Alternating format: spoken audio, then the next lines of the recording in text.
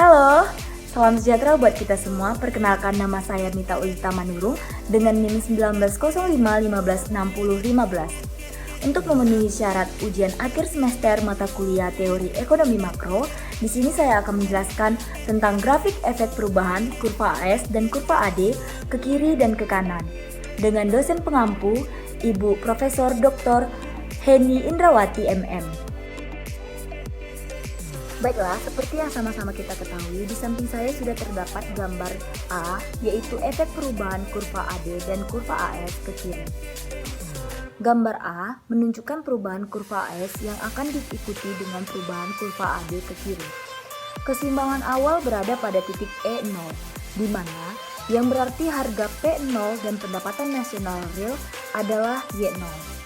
Perpindahan kurva AS menjadi AS1 dipengaruhi oleh kenaikan harga minyak dan berbagai bahan mentah impor. Karena apabila harga minyak dan bahan meningkat, maka akan dengan sendirinya menambah biaya produksi perusahaan. Maka tingkat harga yang semakin semula berada di P0 naik menjadi P1 dan pendapatan nasional real turun dari Y0 ke Y1. Dengan perubahan titik P dan Y, maka kurva AS bergeser ke kiri dari AS0 menjadi AS1.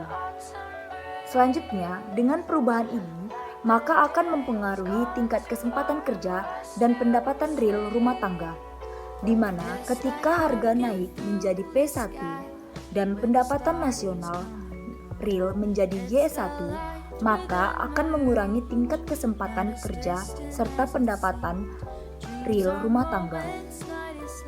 Dengan berkurangnya tingkat kesempatan kerja dan pendapatan real rumah tangga, maka akan membuat perubahan pada permintaan agregat, yaitu mengurangi permintaan agregat, maka AD berubah menjadi AD1 dan tercapailah titik keseimbangan baru, yaitu E2, di mana tingkat harga berada pada P2 dan pendapatan nasional real berada pada Y2.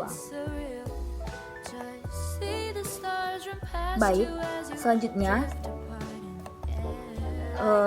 kurva AD dan AS adalah berkaitan atau dapat dikatakan perubahan serentak karena perpindahan kurva AS ke kiri, yaitu dari AS0 menjadi AS1 dengan titik perpindahan menjadi harga naik di P1 dan pendapatan nasional real turun ke Y1, dan perpindahan kurva AS0 menjadi AS1 menyebabkan perubahan terjadi, yaitu mengurangi permintaan agregat, sehingga kurva AD juga bergeser ke kiri menjadi AD1.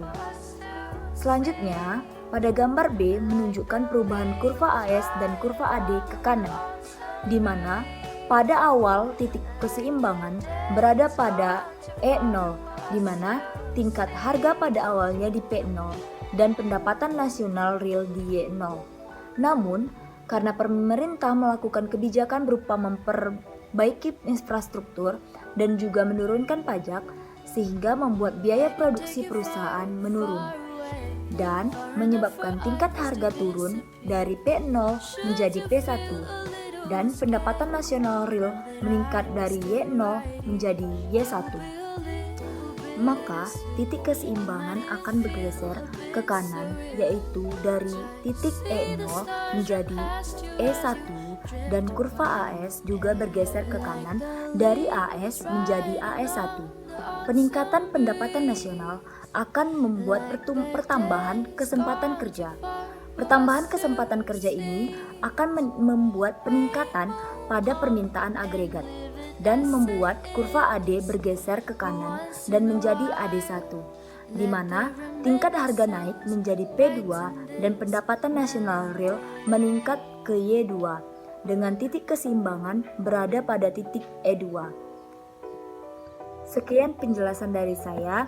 Jika ada yang salah, saya mohon maaf. Semoga video ini dapat bermanfaat bagi kita semua. Sampai berjumpa di video selanjutnya. See you!